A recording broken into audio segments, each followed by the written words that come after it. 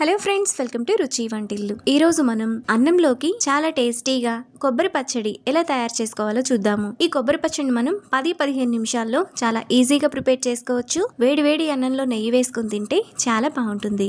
So late చేయకుండా వీడియోలోకి వెళ్ళిపోదాం.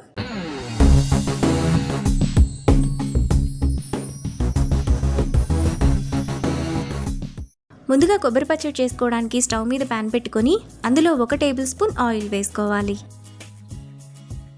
ఆయిల్ వేడైన తర్వాత కారానికి తగినట్టుగా 15 ఎండుమిరపకాయలు వేసుకొని మీడియం ఫ్లేమ్లో ఫ్రై చేసుకోవాలి. ఎండుమిరపకాయలను నల్లగా అవ్వకుండా ఫ్రై చేసుకోవాలి. ఎండుమిరపకాయలు ఈ విధంగా వేగిన తర్వాత వాటిని ప్లేట్లోకి తీసుకొని పక్కన పెట్టుకోవాలి. ఇప్పుడు ఇదే ఆయిల్లో 1 కప్పు పచ్చి కొబ్బరి ముక్కలు వేసుకొని 1 నిమిషం పాటు మీడియం ఫ్లేమ్లో ఫ్రై చేసుకోవాలి. పచ్చి కొబ్బరి ముక్కలు ఈ విధంగా వేగిన తర్వాత వాటిని ప్లేట్లోకి తీసుకొని పక్కన పెట్టుకోవాలి. ఇప్పుడు ఇదే ప్యాన్లో చిన్న చిన్న ముక్కలుగా కట్ చేసుకున్న 3 టమాటా, చిన్న ఉసిరికాయ సైజంత చింతపండు, టమాటా త్వరగా మగ్గడానికి కొద్దిగా ఉప్పు వేసుకొని ఒకసారి కలుపుకోవాలి. ఇలా కలుపుకున్న తర్వాత మూత పెట్టుకొని మధ్య మధ్యలో కలుపుతూ టమాటాను మెత్తగా మగ్గనివ్వాలి. టమాటా ఇలా మెత్తగా మగ్గిపోయిన తర్వాత ఒకసారి కలుపుకొని స్టవ్ ఆఫ్ చేసి చల్లారనివ్వాలి. ఇప్పుడు మిక్సీ జార్ తీసుకొని అందులో ముందుగా మనం ఫ్రై చేసుకున్న ఎండుమిరపకాయలు, టేస్ట్కి తగినంత ఉప్పు వేసుకొని కొంచెం మెత్తగా మిక్సీ వేసుకోవాలి. ఎండుమిరపకాయలను ఇలా వేసుకున్న తర్వాత పచ్చి కొబ్బరి ముక్కలు, 6 వెల్లుల్లి రెబ్బలు, 1 టీ స్పూన్ జీలకర్ర వేసుకొని కొంచెం బరకగా మిక్సీ వేసుకోవాలి.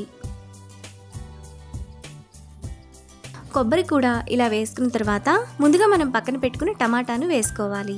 ఇప్పుడు మిక్సీ జార్ మూత పెట్టుకొని బరకగా మిక్సీ వేసుకోవాలి. కొబ్బరి పచ్చడిని ఇక్కడ చూపిస్తున్నట్టు ఈ విధంగా మిక్సీ వేసుకోవాలి. పచ్చడిని ఇలా వేసుకున్న తర్వాత పక్కన పెట్టుకోవాలి. ఇప్పుడు స్టవ్ మీద మరో ప్యాన్ పెట్టుకొని అందులో 1 టేబుల్ స్పూన్ ఆయిల్ వేసుకోవాలి. ఆయిల్ వేడైన తర్వాత 1 టీ స్పూన్ తాలింపు గింజలు వేసుకొని ఫ్రై చేసుకోవాలి.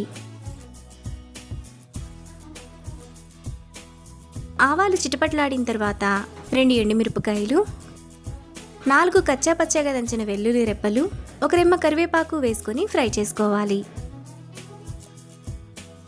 తాలింపంతా వేగిన తర్వాత ముందుగా మనం మిక్సీ వేసుకున్న కొబ్బరి పచ్చడి వేసుకొని 1 నిమిషం పాటు లో ఫ్లేమ్లో కలుపుకోవాలి. తాలింపులో పచ్చడిని ఇలా కలుపుకుంటే మంచి టేస్ట్ వస్తుంది.